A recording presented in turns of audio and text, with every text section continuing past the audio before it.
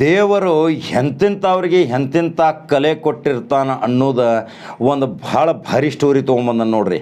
ನಮ್ಮ ಕರ್ನಾಟಕ ರಾಜ್ಯದಾಗ ಪ್ರತಿಯೊಬ್ಬರು ಇದನ್ನು ಪ್ರತಿ ಮನೆಯವ್ರು ನೋಡ್ಬೇಕು. ಯಾಕಂದ್ರೆ ದೇವರು ಎಂತೆಂಥ ಬುದ್ಧಿ ಎಂತೆಂಥವ್ರು ಕೊಟ್ಟಿರ್ತಾನೆ ನೋಡ್ರಿ. ಒಬ್ಬ ವ್ಯಕ್ತಿಗೆ ಕೈಯಿಲ್ಲ, ಕಾಲಿಲ್ಲ, ಯಾವುದೇ ರೀತಿಯ ಅವಯವಗಳ ಚಾಲನೆಗಳು ಇಲ್ಲ, ಆದರೆ ಬಾಯಲ್ಲಿ ಪೆನ್ ಹಿಡಿದು ಪವಿತ್ರ ಕುರಾನ್ ಬರಿತಾನ್ರಿ. ಇದಂಥ ಅದ್ಭುತ ಸುದ್ದಿ ಜವಾರಿ ಕಡಕ ಕಾಕ ತಂದಾನಂತೇಳಿ ನೀವು ನೋಡಾಕತ್ತಿರ್ಬೇಕು. ಆದರೆ ಸಂಪೂರ್ಣ ದೃಶ್ಯದ ಮುಖಾಂತರ ತೋರ್ಸಾಕತ್ತೀನಿ. ಯಾಕಂದ್ರೆ ಇವತ್ತು ಆ ದೇವರ ಅದಾನ ಅನ್ನೋದು ಹೆಂಗೆ ನಂಬಬೇಕು ಅನ್ನೋದೇ ಇವತ್ತಿನ ವಿಶೇಷ ಸ್ಟೋರಿ. ಆ ಮನುಷ್ಯ ನೋಡ್ರಿ, ಕೈಯಿಲ್ಲ, ಕಾಲಿಲ್ಲ, ಯಾವುದೇ ರೀತಿ ಅವನಿಗೆ ಚಾಲನೆ ಇರುವಂಥ ಅವಯವಗಳಿಲ್ಲ. ಅವನು ತಿನ್ನಾಕ ಉಣ್ಣಾಕ ನಡೆದಾಡಕ್ಕೆ ಸಹಿತ ಅವನಿಗೆ ಯಾವುದೇ ದೇಹದ ಅಂಗಾಂಗಗಳಿಲ್ಲ. ಆದರೆ ಅವನ ಬಾಯಲ್ಲಿ ಮಾರ್ಕರ್ ಪೆನ್ಗಳನ್ನು ಬಾಯಲ್ಲಿ ಇಟ್ಕೊಂಡು ಪವಿತ್ರ ಖುರಾನನ್ನು ಲೇಖನಿಯ ಮುಖಾಂತರ ಬರಿತಾನ. ಒಂದು ಅಕ್ಷರ ತಪ್ಪಂಗಿಲ್ಲ, ಒಂದು ಒತ್ತಕ್ಷರ ತಪ್ಪಂಗಿಲ್ಲ, ಒಂದು ವ್ಯಂಜನ ಕಾಮ ತಪ್ಪಂಗಿಲ್ಲ. ಪ್ರತಿಯೊಂದು ಶಬ್ದಗಳನ್ನು ನೋಡ್ರಿ ಎಷ್ಟೊಂದು ಸುಂದರವಾಗಿ ಬರಿತಾನ. ಪ್ರಿಂಟ್ ಇದ್ರ ಮುಂದೆ ಏನಲ್ಲ, ಕಂಪ್ಯೂಟರ್ ಇತರ ಮುಂದೆ ಏನಲ್ಲ, ಆಧುನಿಕ ತಂತ್ರಜ್ಞಾನದ ಮಷಿನರಿಗಳು ಏನಲ್ಲ. ಆದರೆ ದೇವರು ಎಂಥ ಬುದ್ಧಿ ಕೊಟ್ಟಾನು. ವಿಶೇಷ ಸುದ್ದಿ ನೋಡ್ರಿ, ಎಂತೆಂಥ ಇವತ್ತು ಜಗತ್ತಿನಾಗ ಎಂತೆಂಥ ಮಾನವರನ್ನು ಬದುಕಿಸಿದಾನ ದೇವರು. ಎಷ್ಟೋ ಲಕ್ಷ ಕೋಟಿ ಜೀವರಾಶಿಗಳಿದ್ದರು. ಎಲ್ಲರಿಗೂ ಒಂದೊಂದು ಬುದ್ಧಿ, ಎಲ್ಲರಿಗೂ ಒಂದೊಂದು ಶಕ್ತಿ ನಾನು ಕೊಡ್ತೇನೆ.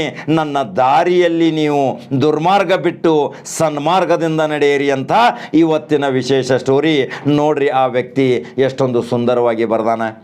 ಬಾಯಲ್ಲಿ ಪೆನ್ಗಳನ್ನ ಇಟ್ಕೋತಾನೆ, ಮಾರ್ಕರ್ ಪೆನ್ಗಳನ್ನು ಪದೇ ಪದೇ ಮಾರ್ಕರ್ ಪೆನ್ಗಳನ್ನು ಬದಲಾಯಿಸ್ತಾ ಹೋಗುತ್ತಾನೆ. ದಯಮಾಡಿ ಪ್ರತಿಯೊಬ್ಬರು ಒಂದು 2 ನಿಮಿಷ, 1 ನಿಮಿಷದ ವಿಡಿಯೋ ಐತಿ, ನೀವು 2 ನಿಮಿಷ ಕೂಲಂಕುಷವಾಗಿ ಧ್ಯಾನ ಚಿತ್ತರಾಗಿ ದೇವರ ಸ್ಮರಣೆ ಮಾಡ್ತಾ ಇದನ್ನು ನೋಡ್ರಿ, ಒಳ್ಳೆಯದಾಗ್ತೈತಿ ಅನ್ನೋದು ನನ್ನ ಭಾವನೆ.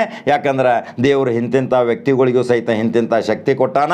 ಇದು ಪವಾಡ್ ಅಂತೀರೋ, ಇದು ದೇವರ ಲೀಲೆ ಅಂತೀರೋ, ಏನು ದೇವರ ಅನುಗ್ರಹ ಅಂತೀರೋ, ದೇವರ ಶಕ್ತಿ ಅಂತೀರೋ, ಹೆಂಗಂತೀರಪ್ಪ ನೀವು ಹೇಳ್ರಿ. ನಾ ಜವಾರಿ ಕಡಕ ಕಾಕ ಇದನ್ನು ಸುದ್ದಿ ಭಾಳ ಸ್ವಾರಸ್ಯಕರವಾಗಿ ತುಂಬ ಹೆಮ್ಮೆಯಿಂದ ಹೇಳಾಕತ್ತೀನಿ. ಯಾಕಂದ್ರೆ ದೇವರು ಒಬ್ಬೊಬ್ಬರಿಗೆ ಒಂದೊಂದು ಕಲೆ ಕೊಡ್ತಾನೆ. ಅನೇಕ ಜನರು ಬೇರೆ ಬೇರೆ ಜಾತಿಯ ಧರ್ಮದಲ್ಲಿಯೂ ಸಹಿತ ಅನೇಕರು ಕಾಲಿನಿಂದ ಪೆನ್ನಿನಿಂದ ಬರೆದಿದ್ದಂಥ ಸುದ್ದಿಗಳನ್ನು ನಾವು ಪ್ರಸಾರ ಮಾಡಿದ್ದೀವಿ. ಹಳೆ ವಿಡಿಯೋಗಳನ್ನ ತೆಗೆದು ನೋಡ್ರಿ.